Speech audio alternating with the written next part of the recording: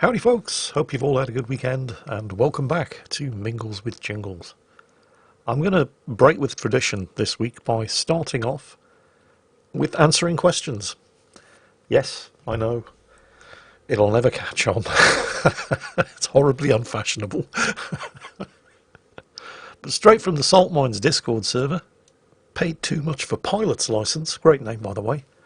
Ask the question, hello Jingles, if you had an unlimited budget and the best developers, what game would you want to make or remaster or even finish from the past? That is an excellent question, and I'm sure many of you have all kinds of ideas of which games you would love to give the finishing properly or remastering treatment. There are just so many to choose from. I'd like to take Mass Effect 3 and change the last 10 minutes to something that isn't just pick the colour of your ending. But that would be a waste of an unlimited budget, so what else? I suppose it's fashionable these days to say we'd finish Cyberpunk 2077 properly, and yeah, there's certainly an argument to be made for that. I mean, I absolutely adore that game, whilst recognising that it is not without problems. But I've had nearly 400 hours played in Cyberpunk 2077, despite its problems. But thinking about Cyberpunk 2077's issues reminded me of another game that I played way back. Not when it was released, thanks to the, well, exactly the same reasons that Cyberpunk 2077 was in the shit. Rushed, unfinished. Actually, there's a story about why it was rushed and unfinished. But I'm talking about 2004, Vampire the Masquerade, Bloodlines. Developed by Troika Games and published by Activision. It didn't do well on release, and there were a couple of reasons for that. Mostly because it was a bug-ridden, unfinished mess. Hence the terrible reviews, and hence why I never actually played it on release. The other pretty major reason why it didn't do too well on release was because it was published on the same day as Half-Life 2. Activision didn't want to push the release date for Bloodlines back, so, well, it not only had to compete with one of the greatest PC games of all time, but it was horribly bugged and an unfinished mess. Nevertheless, despite pretty bad initial sales, the game did start to gain some traction, particularly when the community took over from the developers and basically finished the game for them with some massive community-generated patches that fixed most of the game's bugs. Not all, but made it at least playable, and that's when I started getting into Vampire the Masquerade Bloodlines. And it was the first PC game I can remember playing where I actually gave a shit about the characters. The storytelling and the world building, like Cyberpunk 2077, was absolutely fantastic.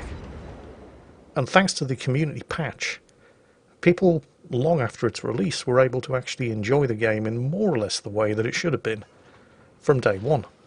In fact, talking about the game for this episode of Mingles with Jingles has given me the urge to go and see if it's actually still available, and it turns out that it is. You can get it on Steam. I think it's a little overpriced at $14.99, considering it's a game that was published in 2004, but I'm seriously tempted to get it, play it again, see if it's as good as I remember. In fact, I'm going to do it. It's currently sitting there with nearly 10,000 Steam reviews, and they're all very positive. Well, they're not all very positive. 94% of them are very positive. I'm having a look at some of the most recent Steam reviews. Cryo Sleeper said, a Troika classic, well written, full of interesting characters, impossible to play without fan-made bug fixes. Yeah. Another review by Hawkstone. This classic game is showing its age graphically, but the story, atmosphere, music and lore of the game world are still absolutely sublime. Oh, I think I'm going to have myself a little blast from the past here. I'm actually looking forward to this. But yeah, if I did have an unlimited budget and the best game developers in the world, Vampire the Masquerade Bloodlines from 2004 is absolutely a game that I would remaster. Which is funny because they're making a sequel. or at least they're trying to make a sequel. Paradox Interactive announced Vampire the Masquerade Bloodlines 2 in 2019.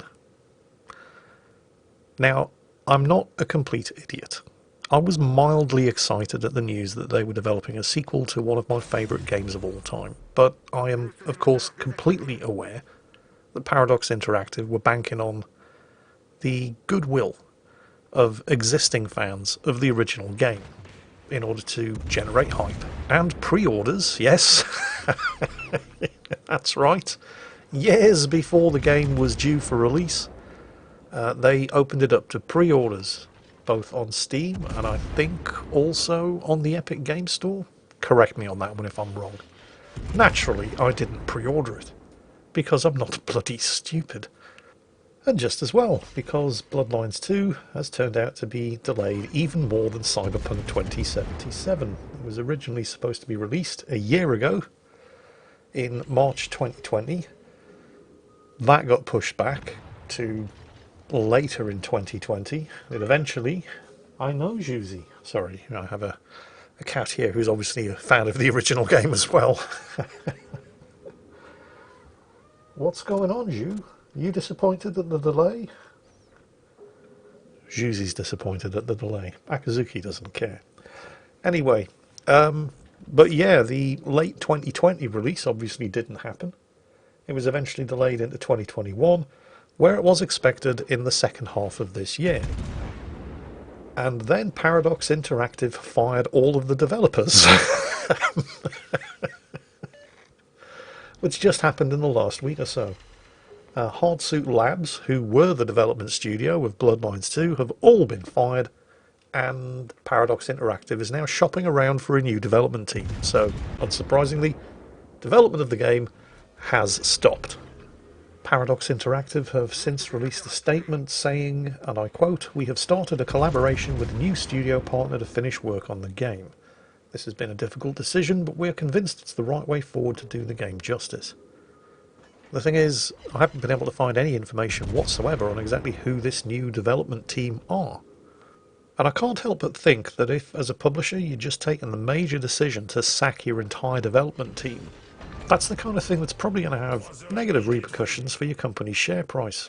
And if you actually had another development team waiting in the wings to take over, you'd probably mention that in order to prevent your share price from taking a beating. So this statement from Paradox Interactive strikes me as bullshit. They're probably looking for another development team, but they definitely don't have one, because if they had, they would have said something.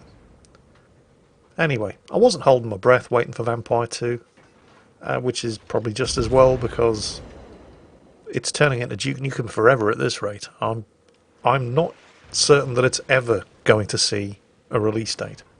I mean, it certainly has the potential to be a very good game if they ever get around to finishing it and finding a development team for it, but how can I put this? Based on other titles that have had troubled development processes, the chances of it actually being any good when it does come out are fairly slim.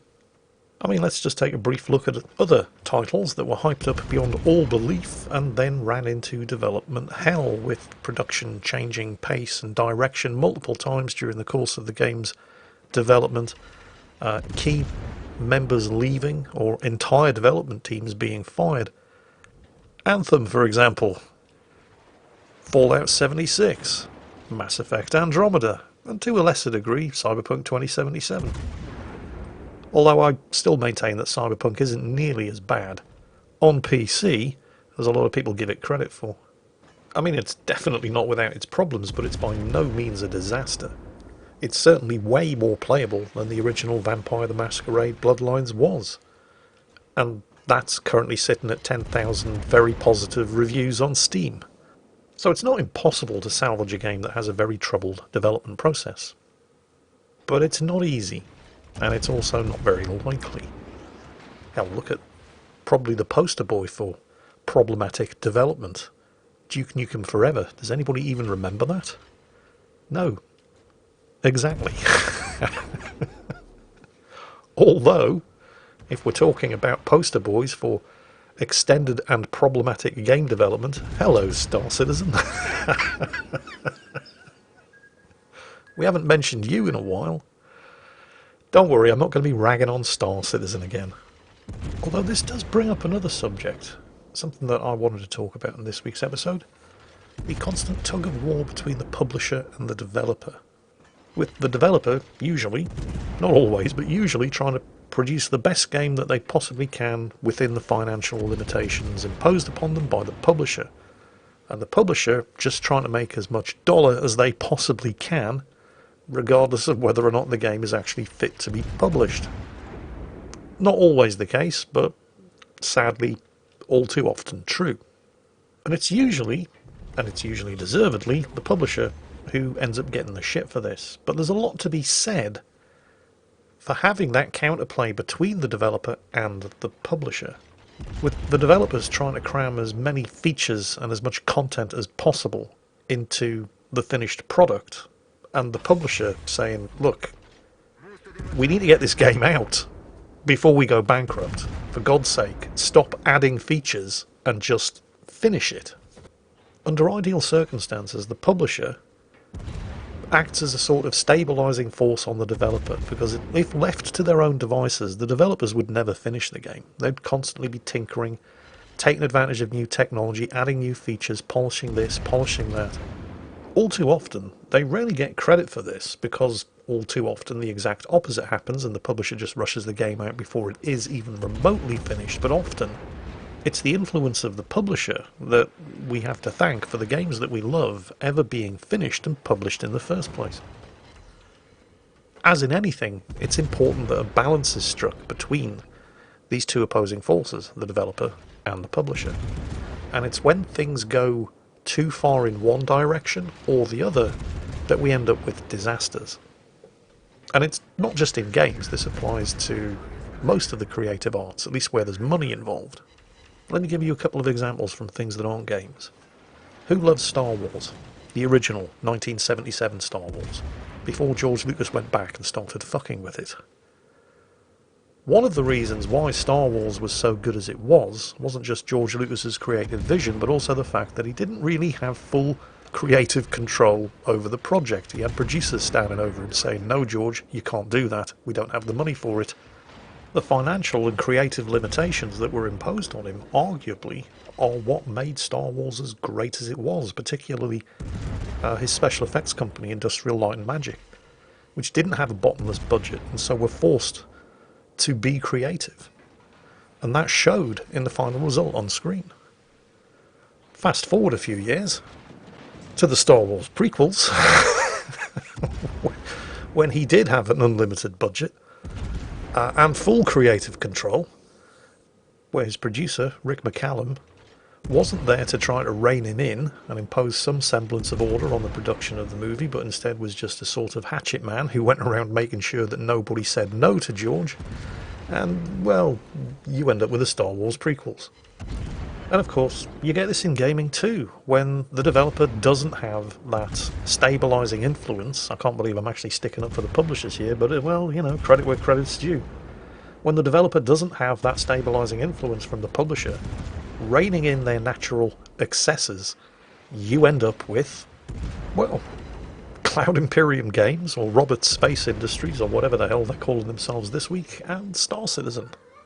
It's a fairly extreme example, but it's exactly the sort of thing that can happen when there either is no publisher to take a grip, or the publisher fails to take a grip, and instead just lets the developer run off and do whatever the hell they want. I'm by no means saying that Star Citizen, since we're using this as an example, is doomed to failure, because they pretty much do have an unlimited budget. So the developers can continue tinkering and polishing and rewriting the game from scratch and, just doing the things that Star Citizen does. But they're in a fairly unique position. Not every developer can afford to do what Chris Roberts is doing.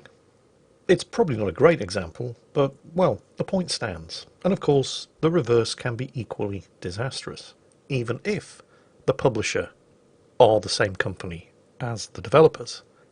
In the case of CD Projekt Red, I think that what we saw happen there with Cyberpunk 27 was an example of a development team that got way too successful in a relatively short period of time And while still having a development team packed full of talent, I mean, it's plain to see that there are some exceptionally talented people working for CD Projekt Red when you play Cyberpunk 2077. But in order to finance a game with that scope and ambition, the company went public, floated on the stock market, and suddenly they weren't answering to the lead developers, they weren't even answering to the managers and executives, they were answering to the shareholders, the people who actually had the shares in the company. And the thing about shareholders is that they're investors. They don't give a shit about art. They just want to see their dollars back. And so the people in charge at CD Projekt Red, who were originally game developers with the company and probably should have stayed as game developers on the company, and hired competent and experienced people to manage the business side of things for them, ended up making some fairly disastrous decisions. And, well, you know, the rest is history. So, as in most things, it's important that you strike a balance between making the best game or movie or TV show that you possibly can, and actually getting it finished and out the door in time to prevent the company from going bankrupt. Developers aren't always the best people to make those kind of decisions. Publishers also are often not the best people to be making those sort of decisions.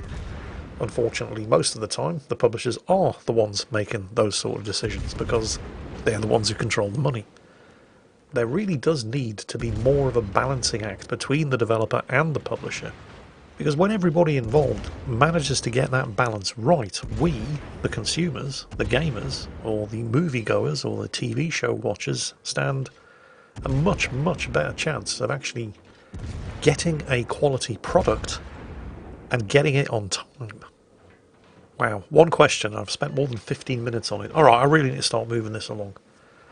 Second question, again from the Salt Mines Discord server. This one from Soggy Sal. Hey Jingles, will you be going to any of the London Comic Cons this year? Probably not. I mean, I'd like to. I was supposed to be going to May Comic Con at the MCM Expo Centre in London Docklands last year, but obviously you know what happened to that. I had a costume picked out and ready and everything, and I've still never worn it. This year, on the one hand, because we're still going to have to do social distancing, and everybody's still going to have to wear face masks, and it gets really hot inside that convention centre. And if you're having to wear a face mask, oh, it's going to be horrible. But, well, on the one hand, I have to admit, I'm kind of interested in seeing how the cosplayers are going to incorporate masks into their costumes, because you can bet that they're planning already on how to do that. And creatively, I think that would be fun to see. But environmentally, it's going to be absolute torture inside that convention centre. And also, one of the reasons that I like to go to these conventions is to meet the stars of stage, screen and Dockyard Canteen and get pictures taken with them. But who wants a picture taken with somebody famous where you're both standing 2 metres apart and wearing face masks? I mean, it's just, yeah, it's never going to be the same. So, yeah, I mean, I'd love to do something like that this year, but they're either going to have to severely limit the number of people actually inside that expo centre, which is going to detract from the experience, or it's just going to be an even more horrible, hot, sweaty mess than it has been previously. So, yeah, I'm desperately waiting for the opportunity to get out of the house and go somewhere, but I don't think London Comic Con is going to be it. In other news, and it's not the first time somebody asked me this, I've been asked this on multiple occasions, many, many times. Jingles, is there any chance that you will ever publish Mingles with Jingles as a podcast? Well, this week, I thought, you know what, I'm going to do something about this. Now, I had no idea how to actually go about doing it, so I fired up Google and I did some research. And it turned out that it's actually quite simple to publish a podcast. There are numerous services available that will allow you to do it. Spotify, of course, being one of the most popular and well-known. So I went to Spotify, I tried to sign up, but it turns out that my email address already has a Spotify account. So I'm not entirely sure why, but I do kind of vaguely remember getting a Spotify account years and years ago. Okay, fair enough. So I went to log in, entered my email address, clicked the next button, to be confronted with the news that Spotify does not have an account associated with this email address. So, which is it, Spotify? Meet me halfway here. I mean, I either do or I don't. Make your mind up, because seriously, you're not making this easy. Let's just say I haven't given up on the idea of publishing Mingles with Jingles as a podcast, but it's not going to happen this week. Okay. Spotify's being a real bitch about it. Anyway, that's it for this week. I hope you've enjoyed it. I hope you've all had a great weekend. And, of course, as always, take care, stay safe, and I'll catch you next time.